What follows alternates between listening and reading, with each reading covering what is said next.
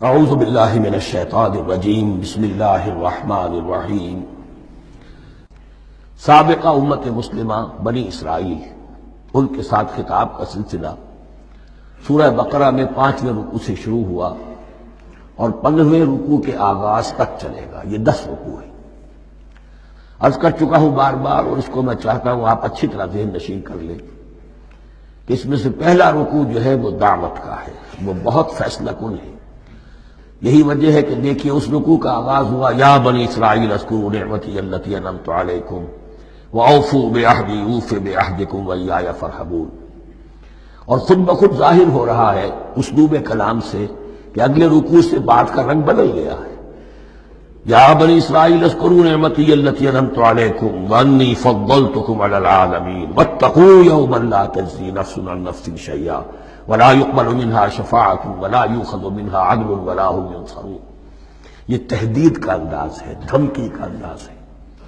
تو میں نے عرض کیا تھا کہ 5واں رکوع اس خطاب میں بمنزلہ فاتحہ ہے، بہت اہم ہے، اور بقیہ جو 9 رکوع ہیں ان میں بریکٹ کا انداز ہے کہ 2 آیتوں سے بریکٹ شروع ہوتی ہے، انہی 2 آیتوں پر بریکٹ ختم ہوگی۔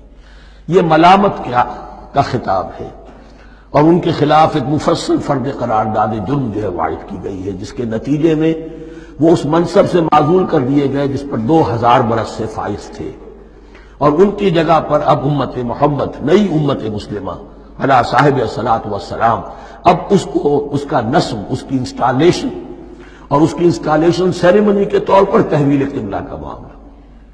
یہ ربط کلام اگر سامنے نہ رہے تو انسان کھو جاتا ہے قرآن مجید کی طویل صورتوں کو پڑھتے ہوئے کہ بات کہاں سے چلی تھی، کدھر جا رہی ہے، کیا ربط ہے، کیا تعلق ہے، سیاق کلام کیا ہے۔ اس کو میں اس لیے بار بار، حالانکہ مجھے معلوم ہے کہ وقت کم ہے، لیکن میں اس چیز کو زیادہ اہمیت دے رہا ہوں۔ اب ان 9 رکوعوں کے مضامین میں کچھ تو واقعات ہیں، تم نے یہ کیا، تم نے یہ کیا، تم نے یہ کیا۔ ظاہر بات ہے ترجمہ تو کرنا ہوگا، کچھ مختصر وضاحت بھی کرنی ہوگی، لیکن ان کے تفصیل میں جانے کی ضرورت نہیں ہے۔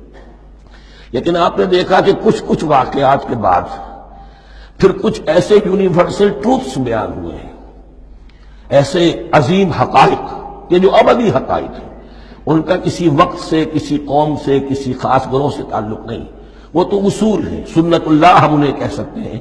یہ اللہ کے جو عام قوانین ہیں، قواعد ہیں اس کائنات میں۔ ایک تو قوانین ہے طبعیہ، فزیکل لاز، ایک مورل لاز ہے کہ جو اس دنیا میں اللہ تعالیٰ کی طرف سے کار فرما ہے۔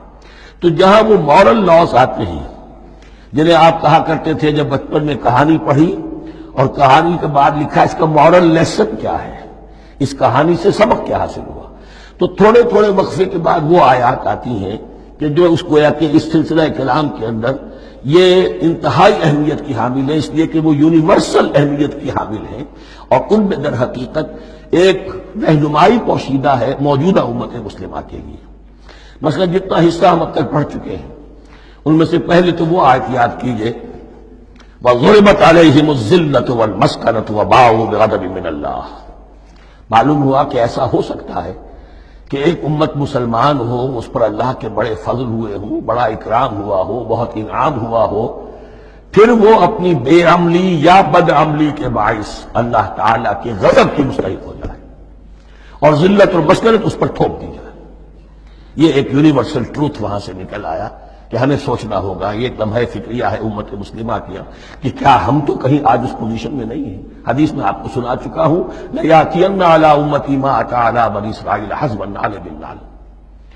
دوسرا اسی طرح کا یونیورسل ٹروتھ والا مقام تھا آخری جو ہم نے کل پڑھا ہے، ثُمَّ قَسَتْ قُلُوبُكُمْ وَهِيَ كَالْحِجَارَةِ أَوْ أَشَدُّ قَسْوَةً۔ کسی مسلمان امت کا یہ حال بھی ہو سکتا ہے کہ ان کے دل اتنے سخت ہو جائیں کہ سختی میں پتھروں کو اور چٹانوں کو مار دیں۔ یہ بھی ایک کیفیت ہے جو سامنے آئی، حالانکہ قوم وہ ہے انی فضلتکم علی العالمین، از کجا کعب کجا، لیکن یہ حقیقت بھی ہمارے سامنے آئی کہ یہ چیزیں جو ہیں اپنی جگہ پر امکانات میں سے ہیں۔ البتہ یہاں ایک بات میں عرض کر دوں کہ اس قساوت قلبی میں پوری امت برابر مسلط جو ہے مبتلا نہیں ہوا کرتی، اس میں امت کے جو قائدین ہوتے ہیں اور امت مسلمہ کے قائدین اس کے علماء ہوتے ہیں، سب سے زیادہ شدت کے ساتھ یہ خرابی ان میں آتی ہے۔ اس لیے کہ باقی لوگ تو پیروکار ہیں، پیچھے چلتے ہیں، وہ اعتماد کرتے ہیں کہ یہ ہے اللہ کی کتاب کے پڑھنے والے، یہ ہے تورات کے حامل، یہ جانتے ہیں، وہ ان کے پیچھے پیچھے چل رہے ہوتے ہیں۔ لیکن جو لوگ جان بوجھ کر اللہ کی کتاب میں تحریف کر رہے ہوں، انہیں تو پتا ہے ہم کیا کر رہے ہیں۔ جو لوگ جان بوجھ کر حق کو پہچان کر اس کا انکار کر رہے ہیں، انہیں تو پتا ہے کہ ہم کیا کر رہے ہیں۔ در حقیقت یہ سزا ان پر آتی ہے۔ یہ بات اب ان آیات میں جو آج ہم پڑھنے چلے ہیں بہت زیادہ واضح ہو جائے گی انشاءاللہ۔ فرمایا افتطمعون ان یؤمنوا لکم، تو اے مسلمانوں کیا تم یہ توقع رکھتے ہو کہ یہ ایمان لے آئیں گے تم پر، تمہاری بات مان لیں گے؟ ظاہر بات ہے مسلمانوں کو توقع تھی کہ مشرکین مکہ تو بہت دور تھے دین سے، توحید سے دور، رسالت کا کوئی تصور ہی نہیں، کتاب تو ان کے پاس تھی ہی نہیں۔ یہ تو یہود ہیں اور ان کے پاس تو کتاب رہی ہے، یہ موسیٰ کے ماننے والے ہیں، یہ توحید کے علم بردار ہیں، یہ آخرت کا بھی اقرار کرتے ہیں، تو انہوں جھٹپٹ مان لینا چاہیے۔ تو جو مسلمانوں کے دل میں، عام مسلمانوں کے دل میں جو حسن ظن تھا، اب در حقیقت یہ اس کو ایڈریس کیا جا رہا ہے۔ افتطمعون ان یؤمنوا لکم، تمہیں بڑی طمع ہے، کوشش ہے، تمہاری خواہش ہے، آرزو ہے، تمنا ہے، توقع ہے کہ یہ بات مان لے گے تمہاری۔ وَقَدْ كَانَ فَرِيقٌ مِّنْهُمْ يَسْمَعُونَ كَلَامَ اللَّهِ ثُمَّ يُحَرِّفُونَهُ مِن بَعْدِ مَا عَقَلُوهُ وَهُمْ يَعْلَمُونَ، جبکہ حال یہ ہے کہ ان میں سے ایک جماعت، ایک گروہ وہ بھی ہے کہ جو اللہ کے کلام کو سن کر پھر اس میں تحریف کرتا رہا ہے، اس کے بعد کہ اس کو سمجھ لیتا تھا اور اچھے جان بوجھ کر تحریف کرتا تھا۔ اب ظاہر بات ہے وہ گروہ کون ہوں گے؟ علماء ہی تو ہیں۔ عام آدمی تو تحریف نہیں کر سکتا تھا، تحریف کرنے والے تو علماء تھے۔ افتؤمنون ان یؤمنوا لکم وقد کان فریق منهم یسمعون کلام اللہ ثم یحرفونہ من بعد ما عقلوہ وهم یعلمون واذا لقوا الذین آمنوا قالوا آمنا۔ اب دیکھیے ایک بات بڑی عجیب سامنے آئے گی کہ جس طرح منافقین مسلمانوں میں تھے ایسے ہی منافقین یہود میں بھی تھے۔ یہود میں سے کچھ لوگ ایسے تھے کہ جن پر حق جب منکشف ہو گیا، اور کچھ ان کی صالح فطرت بھی تھی، اب وہ آنا چاہتے تھے اسلام کی طرف، لیکن اپنے خاندان کو، گھر والوں کو، اپنے کاروبار کو، اپنے قبیلے کو چھوڑنا بھی ممکن نہیں تھا، اور قبیلوں کی سرداری جو ہے وہ ان کے علماء یہود کے پاس ہے۔ تو دل ان کے کچھ صاف ساتھ آ چکے تھے اہل ایمان کے، اور جب وہ اہل ایمان سے ملتے تھے تو کبھی کبھی باتیں بھی بتا دیں، ہاں یہ بات جو محمد کہہ رہے یہ تورات میں لکھی ہوئی تھی، واقعی یہ بات یوں ہی تھی۔ اب اس کے بعد جب وہ جاتے تھے اپنے شیاطین کے پاس، وہی شیاطین ان کے علماء، ان کے بڑے سرکردہ لوگ، تو وہ جا کر انہیں ڈانٹ ڈپٹ کرتے تھے، بے وقوفو یہ کیا کر رہے ہو، تم یہ بات بتا رہے ہو انہیں تاکہ اللہ کے ہاں جا کر وہ تم پر حجت قائم کرے کہ انہیں پتا تھا اور پھر بھی انہوں نے نہیں مانا۔ اب یہ ان کا آپس کا مکالمہ ہو رہا ہے۔ وَإِذَا لَقُوا الَّذِينَ آمَنُوا قَالُوا آمَنَّا، اور ان میں سے کچھ لوگ ہیں کہ جب ملتے ہیں اہل ایمان سے تو وہ کہتے ہیں ہم ایمان لے آئے۔